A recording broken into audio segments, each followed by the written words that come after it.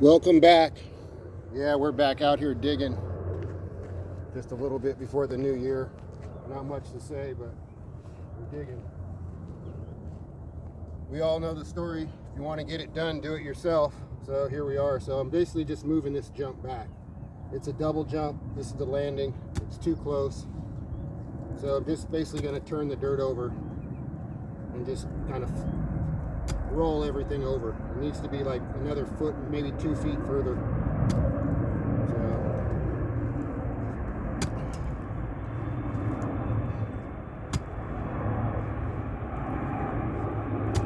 rough BMX season. Got through the state series and all that stuff, won that, all the qualifiers.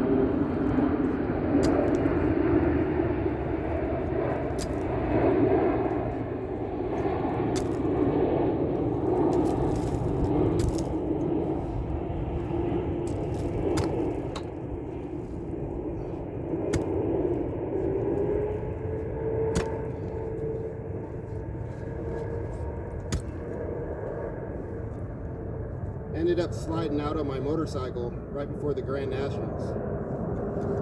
Ended up breaking 2 ribs. So the ribs right underneath my chest plate. So I couldn't lift or do anything. So that was 2 weeks before the Grand, so I was out.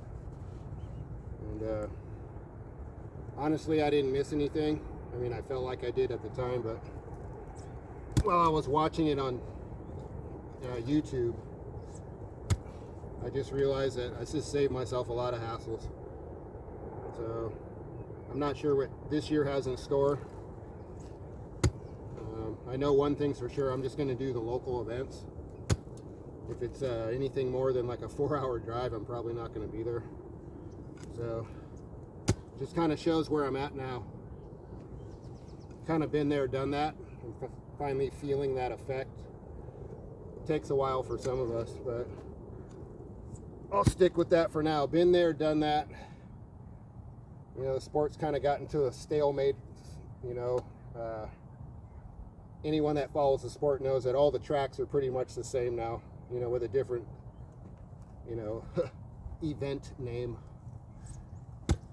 So it's not that the sport's gotten boring, it's challenging as heck, but for the most part, you know, I've lost the whole get excited to go to the next place to compete.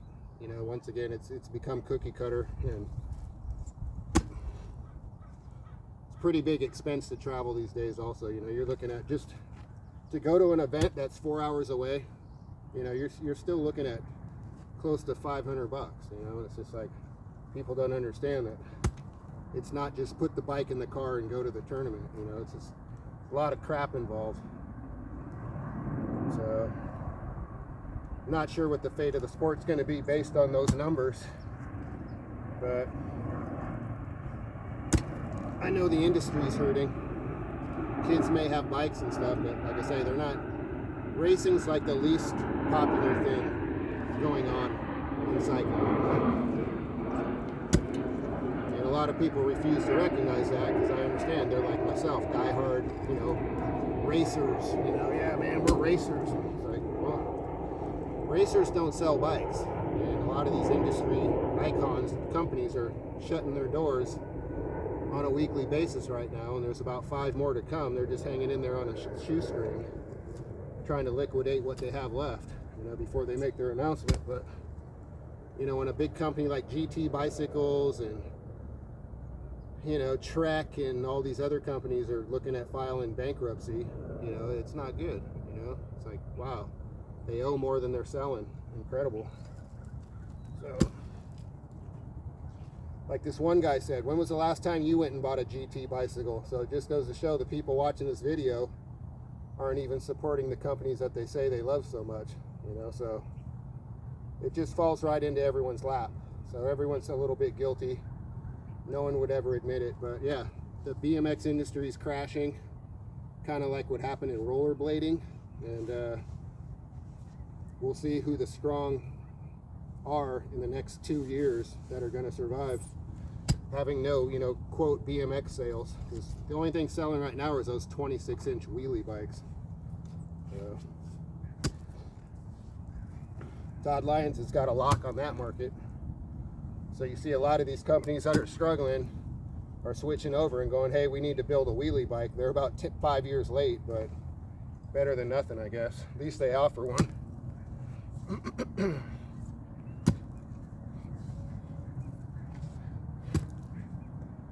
We've had a little bit of rain, so this dirt's just coming up pretty easy. So better than trying to dig in August.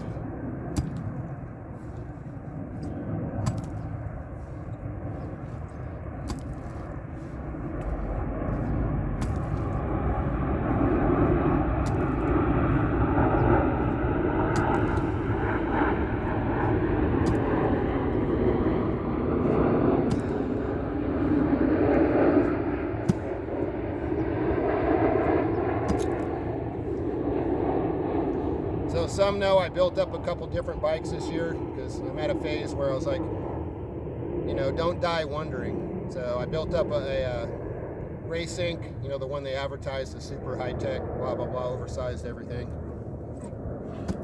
Great bike, but definitely not my riding style, you know, so that was good to know. Still sitting in the garage, complete build. Then I built up a Babs. So some of us saw me riding the Babs. Great build. I like it better than the Race Inc., but it's still a young man's bike, meaning 19 to 27-year-old. What's that mean technically? They're very responsive bikes, very like a Formula One car.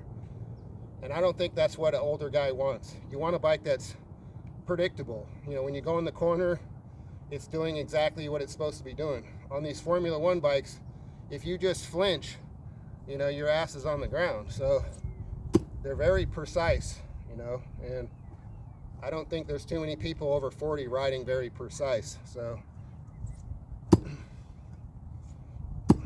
there's just little things I wanted to try so that, you know, once again, you know, I don't want to go out of the sport going, well, shit, you know, I never tried one of these modern day, you know, high-tech bikes, you know, Formula One style bikes, you know, carbon fiber everything, and, you know, it's like, but as much as people may not want to hear it, you know, the bike that's in between everything is still the GT. A GT, you can get on it and it feels like something you've ridden before. And I'm not trying to sell it. I mean, the bike company's out of business now, but out of everything I've ridden, between the Rift and the Chase and all the other bikes I've built, the GT's the get on it and go. Everything else you have to get used to. Whether it's the bottom bracket height, or the head tube angle, or just it's something. The steering feels weird.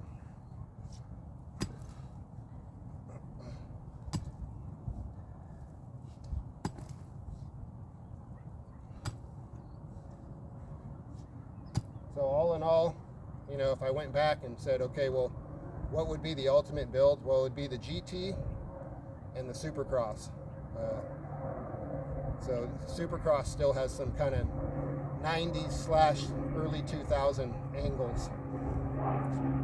Very predictable bike with the most modern day material, so that's not a bad combo. GT's an old school, in between, once again, old school and new school, but the tubing isn't updated. It's got old school aluminum tubing. What's old school aluminum tubing mean? It just, now everything is called hydrofoil, and it has all these weird shapes and stuff for stiffness. And but yeah, so that's the difference. So, yeah.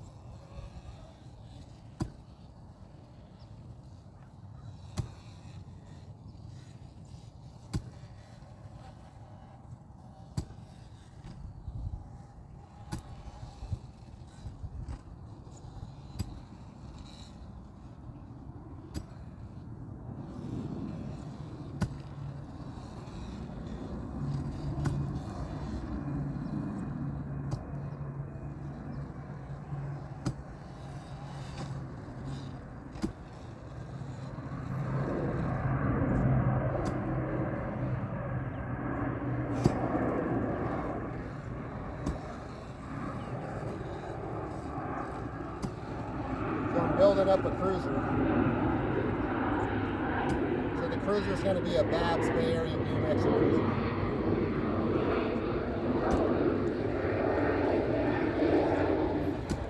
I like the angles on it. We'll see how it rides. Looks can be deceiving. I'm going old school though. Chromoly cranks, 185s with a 4218. I'm just going to use what I used when I won #1 cruiser back in the day. Start with what I won with, and then I can adjust from there.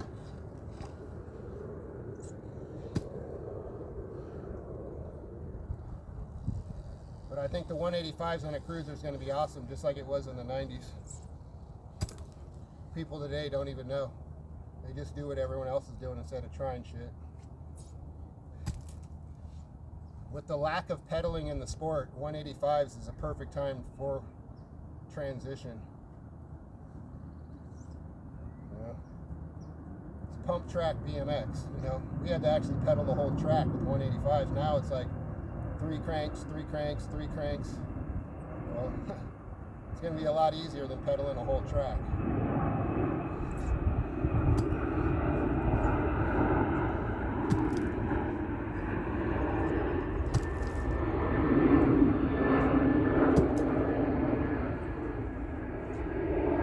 Longer cranks, it's less torque on your lower back getting to the 30-foot line or whatever they want to fucking call it.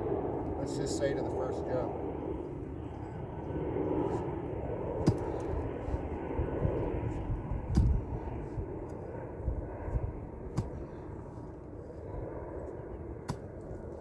Alright, I'm getting down to the dry stuff now. Getting a little harder.